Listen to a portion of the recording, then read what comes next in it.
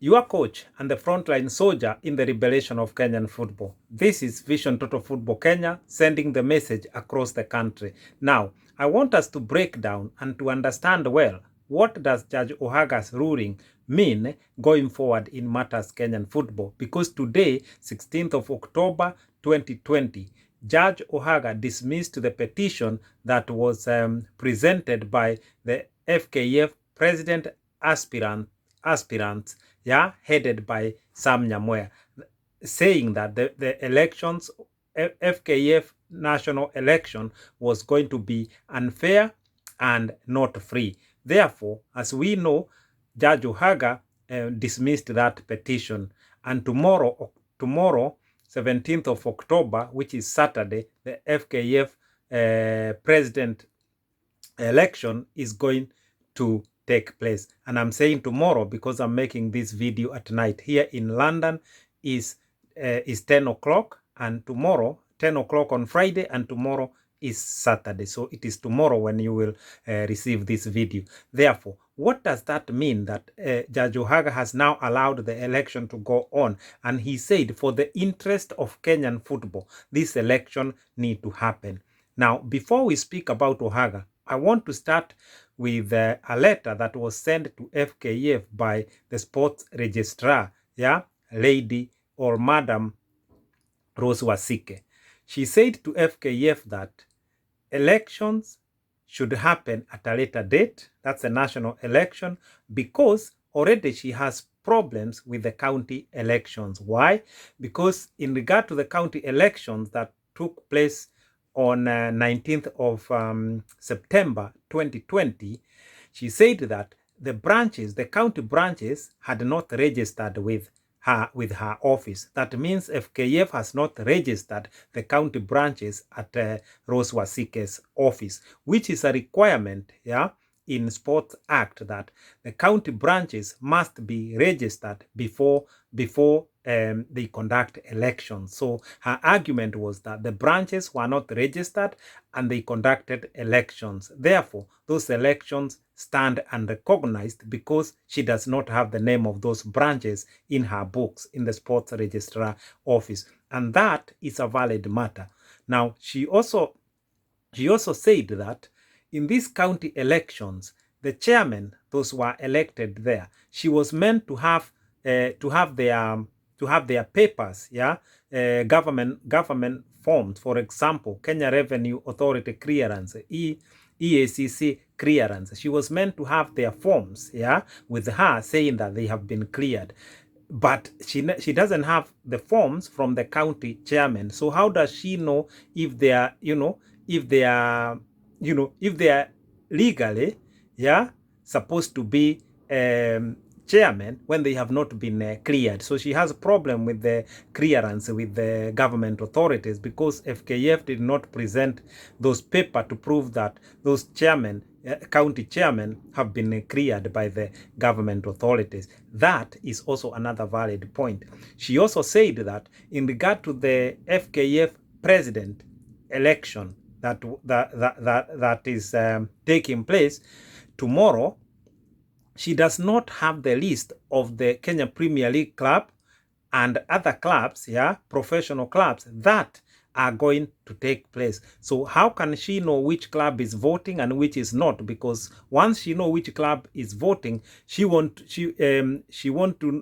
know that, to check that those clubs are legally entitled to vote and they have everything that she requires before they go to do voting. Because remember, she's the sports registrar. So those three issues are valid as far as I'm concerned. And Lady Wasike really knows her job, according to what I read on her letter. I said I don't know her in person, but just by looking the letter and how she has addressed the issues to FKF, she know what she's doing. She know what she is saying. So she said that her opinion or her suggestion is that the FKF president elections need to take time, or need to take place at a further date, so that FKF can put its house in order in regard to the issues that she raised. And to me, these issues are very critical and these issues are valid, because if at the grassroots the elections had not gone well, or things are not correct at the grassroots, how are we going now further to do the national election to elect the president when at the grassroots things are not right? And the counties that elections were done, the elections stand unrecognized. How do then those delegates from those counties head to Nairobi, to vote the president? So she had issues with that, and that is valid. To me, that is the path that should have been followed first to do with elections. But then a day later, so which is today, Ohaga has concluded his ruling, and he said that the election should go on for the interest of Kenyan football. But my point is this: these issues are serious in regard to FKF election and many other issues around FKF. So if we say that for the sake of Kenyan football, for the interest of Kenyan football, this election should go on, yes, that is one thing. But where do we go after there? There comes a point when we must say, whatever is at stake, we must now see the bigger picture, how we are going to sort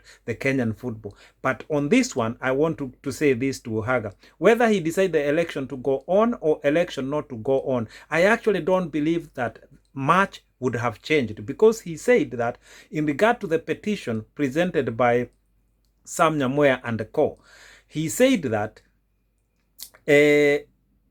the issue that is the election is going to be unfair, demonstrate how unfair and how that will happen.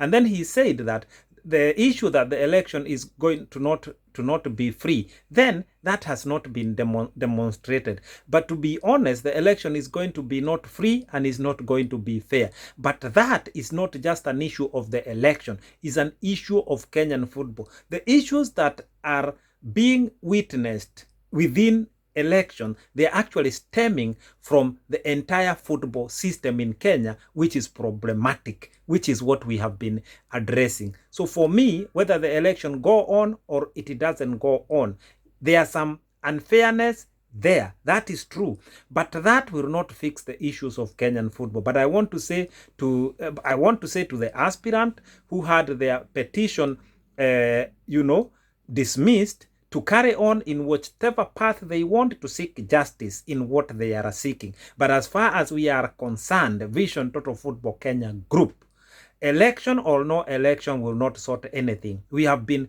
very clear, we have been very constant with our message that FKF election will do nothing to Kenyan football. A new president being elected will mean nothing to Kenyan football. The issues affecting Kenyan football are beyond football elections and football presidents. Because you see, if you talk, FKF constitution is wrong and it should never be used to run Kenyan football. But now, Sam Nyamweya, because he was the president before and using exactly the same constitution, if he turn around and say that the constitution is wrong or FKF constitution cannot be used to run Kenyan football, then Ohaga is going to say, but you are the president just few years ago in the same system, in the same constitution. So that argument is not valid. So for me, I want to say this. The issues of Kenyan football are deep-rooted, and the rot is everywhere. But the way to address that can only be done through a revolution.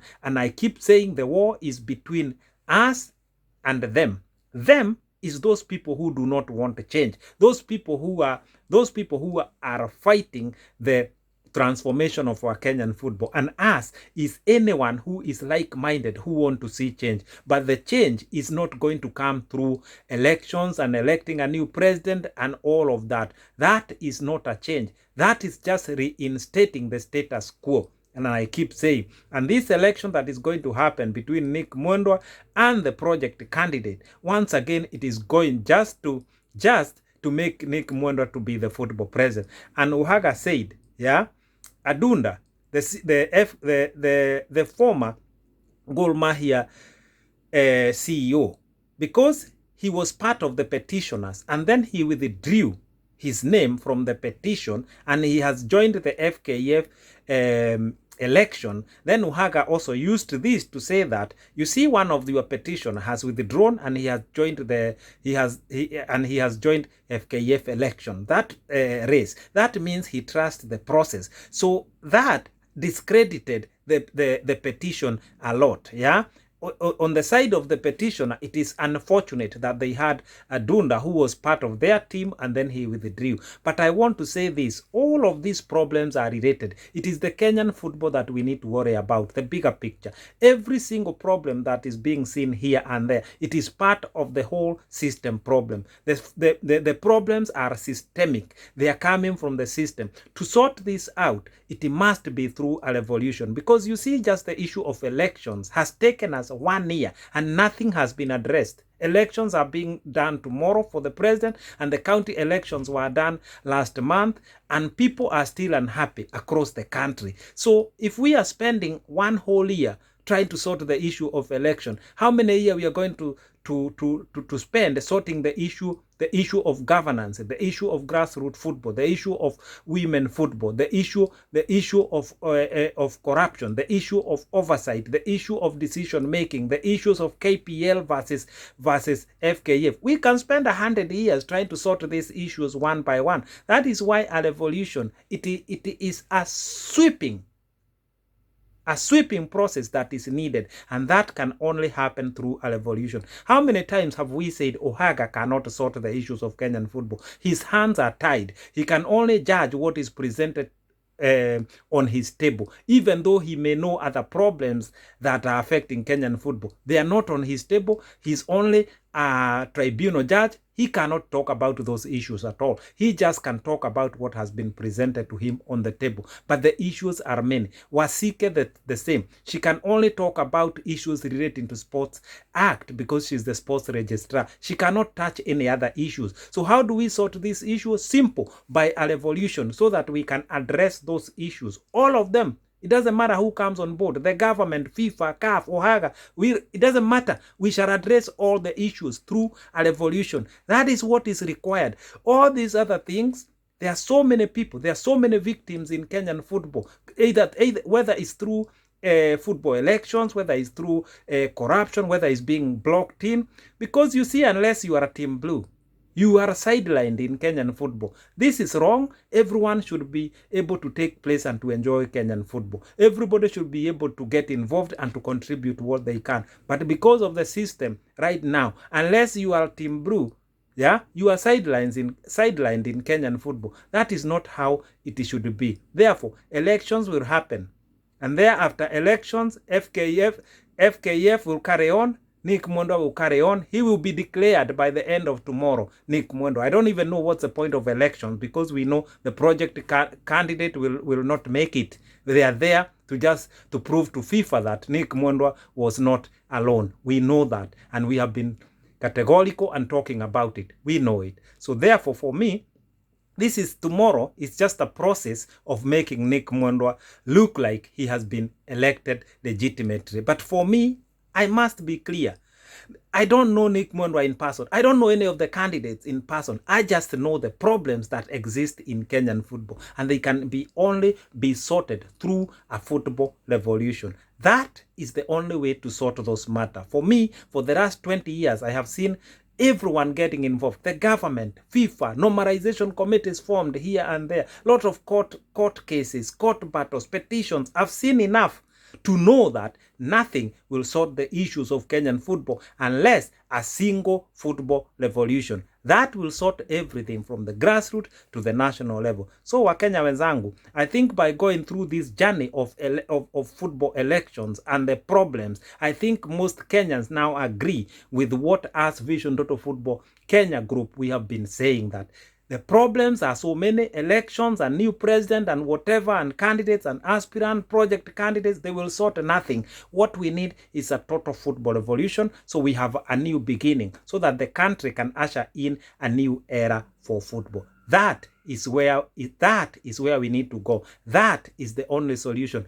Anything else is just a roadside show. Nothing is going to change. So Wakenya wenzangu, join the revolution. We speak because we need to speak. We speak to provide the voice of reason. We speak because we know where the problems are. We speak because we know where the solutions are. I live in peace. I'm God.